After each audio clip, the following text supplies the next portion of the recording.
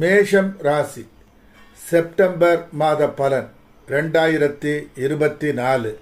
அஸ்வினி 1, 2, 3, 4 பாதம், பரணி 1, 2, 3, 4 பாதம், கிருத்திகை 1 பாதம் மேஷராசி ஆகும். இதன் பலன் மேஷராசிக்கு 5ஆம் இடமான சிம்ம ராசியில் அந்த இடத்திலேயே ஆட்சி பலம், உயர்ந்த அமைப்பு.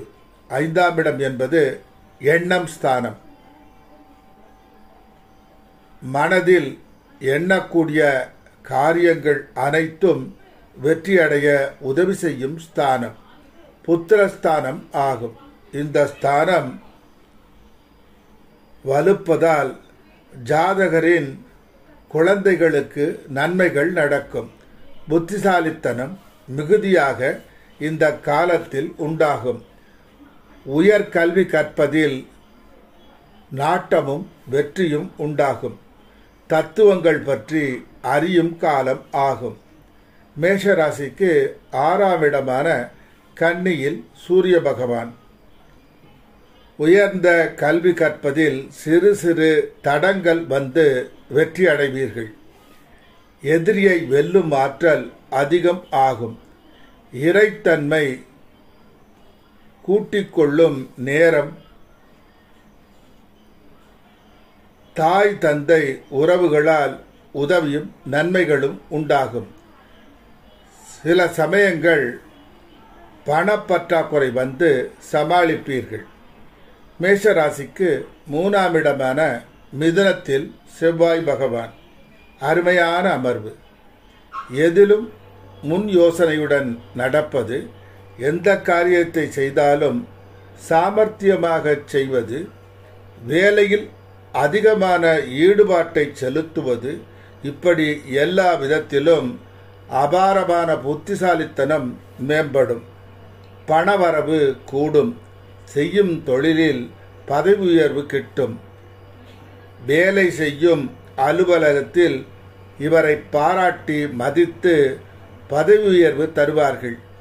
எதிர்ப்பவரை வெல்லும் ஆற்றல் உண்டாகும். தந்தை உதவி கிட்டும். மேஷராசிக்கு 5ஆம் இடமான சிம்ம ராசியில் புத பகவான். அறிவு ஆற்றல் மிகுதியாக உண்டாகும். உயர்கல்வி படிப்பதற்கான சூழ்நிலை சாதகமாக அமையும். மதிப்பும் மரியாதையும் அதிகம் ஆகும். எதையும் துணிச்சலுடன் செய்யும் தைரியம் மேம்படும். புதிய வீடு, வாகனம் வாங்கும் யோகம் உண்டாகும். மேஷராசிக்கு 2ஆம் இடமான ரிஷபத்தில் 9, 12க்குரிய குரு பகவான். இறை சக்தியை வளர்த்துக் கொள்வதிலே ஆர்வம் அதிகம் ஆகும். அதிர்ஷ்டம் வலிய வந்து கதவை தட்டும். வியாபாரம், தொழில், வேலை இது முன்னேற்றமாக அமையும். மகிழ்ச்சியும் சந்தோஷமும் உண்டாகும். தத்துவம் தானே வரும்.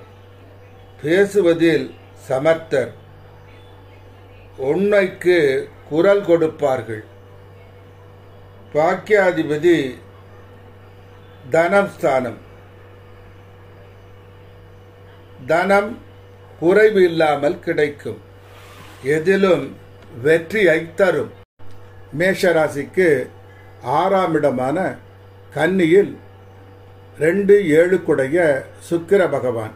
நீசம் பெற்ற நிலை. தொழிலில், வேலையில், வியாபாரத்தில் அவ்வப்போது ஏதாவது சிறு சிறு பிரச்சனை வந்து சமாளித்து வெற்றி காண்பீர்கள். 7க்குடைய சுக்கிர பகவான் 6இல், 7ஆம் இடத்துக்கு 12இல் மறைவு. கணவன் மனைவி கருத்து வேறுபாடு, ஒருவருக்கு ஒருவர் ஏட்டிக்கு போட்டியாக நடப்பது, ஒருவர் சொல்லை ஒருவர் கேட்காது இருப்பது. 26/9/2024 வரை இது மாதிரியான தொல்லைகள் இருக்கும். ஏமாற்றுக்காரர்களிடம் வலிய போய் மாட்டிக்கொள்ளும் சூழ்நிலை உருவாகும். உடல்நல கோளாறு தோன்றி மருத்துவத்தின் மூலம் சரியாகும். மேஷராசிக்கு 7ஆம் இடமான துலாத்தில் 7க்குடைய சுக்கிர பகவான் தன் ராசியில் ஆட்சி பலம். சுக்கிரன் பலம் பெறும்போது துலாம், ரிஷபம், மீனம் பலம் பெறும். மனைவிக்கு வேண்டிய தங்க நகைகள் வாங்கி கொடுத்து மகிழ்ச்சி அடைவீர்கள்.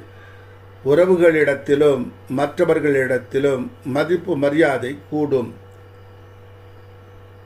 எல்லா சுகமும் குறைவில்லாமல் கிடைக்கும்.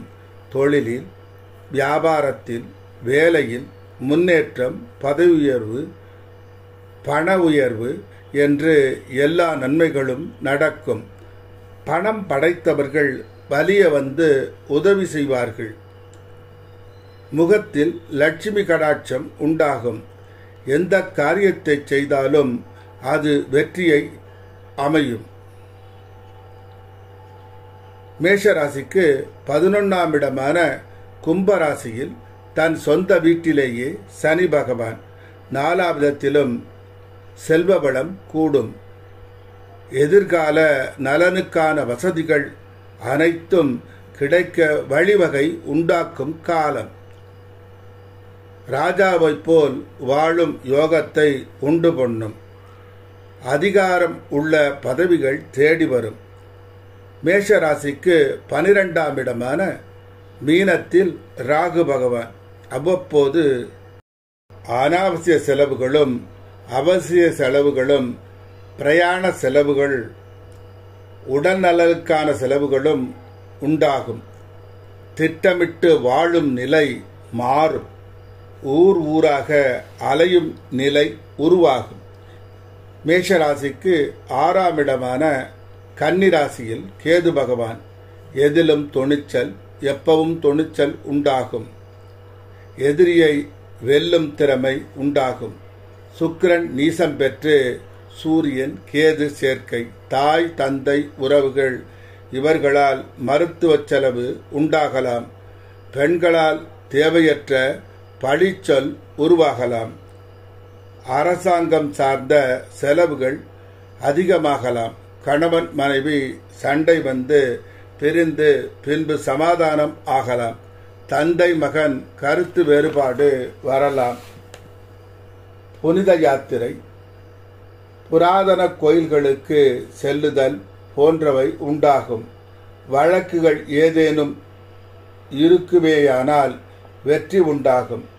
இவை அனைத்தும் 26/9/2024 வரைதான். ஒழுக்க நெறியில் நின்று முழு மனதுடன் வேலையில் ஈடுபட்டு எல்லையற்ற துணிவுடன் இருந்தாலே எல்லையில்லா பலசாலியாக மாறும் நிலை உருவாகும். இந்த உலகில் உள்ள செல்வங்கள் அனைத்தும் உங்களுக்கு கைவரப்பெறும் என்ற உண்மை புலப்படும் நேரம். எவன் ஒருவன் தினமும் அக்னியை வழிபடுகின்றானோ அவன் செழிப்பையும் சிறப்பையும் மலையளவு செல்வத்தையும் சுகங்களையும் புகழையும் நன்மதிப்பையும் அடைவான் என்று ரிக் வேதம் சொல்வதை கடைப்பிடித்து அதன்படி நடந்து உயர்வு அடையும் நேரம் இந்த நேரம். இறைவன் நம்முடைய நெஞ்சமாகிய கோவிலில் இருக்கிறார் என்ற உண்மையை உணர்ந்தால் சத் சித் ஆனந்தம் என்ற மூன்றும் கடவுளின் லட்சியம் என்பதை உணர்ந்து அனுபவிக்கும் காலம் இக்காலம். உத்தமமான பக்தியானது பிரம்மத்திலேயே எப்போதும் நிலைத்து இருப்பதும், எண்ண விகாரங்கள் இல்லாத நிலையில் இருந்தால், அதாவது இறைவன் வேறு நாம் வேறு என்று நினைக்காமல் எல்லாமே அவனே என்பதை உணர முயலும் காலம் இக்காலம். முதலில் உன்னை கட்டுப்படுத்திப்பார், பிறகு இந்த உலகமே உன் பின்னால் வருவதை பார்க்க முடியும் என்ற பேர் உண்மை புலப்படும்.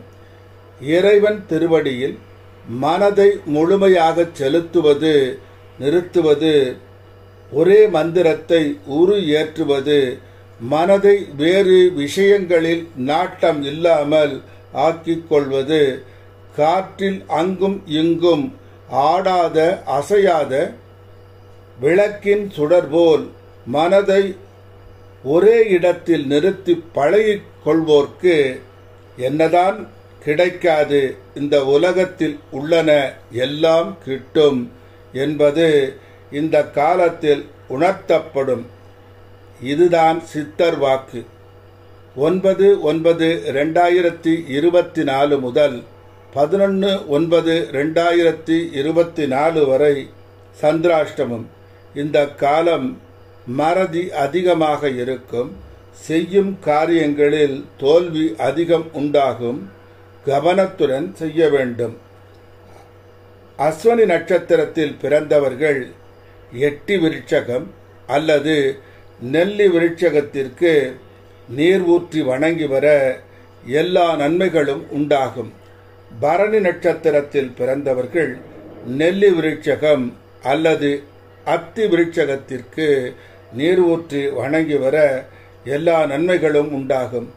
கிருத்திகை நட்சத்திரத்தில் பிறந்தவர்கள் அத்தி விருட்சகம் அல்லது நாவல் விருட்சகத்திற்கு நீர் ஊற்றி வணங்கி வர எல்லா நன்மைகளும் உண்டாகும். ஓம் பார்கவாய வித்மகே அசுராச்சாரியாய தீமகி தன்னோ சுக்கிர பிரசோதயாத் என்ற மந்திரத்தை 108 முறை தினமும் 48 நாட்கள் உரியேற்றி வர எல்லா நன்மைகளும் உண்டாகும்.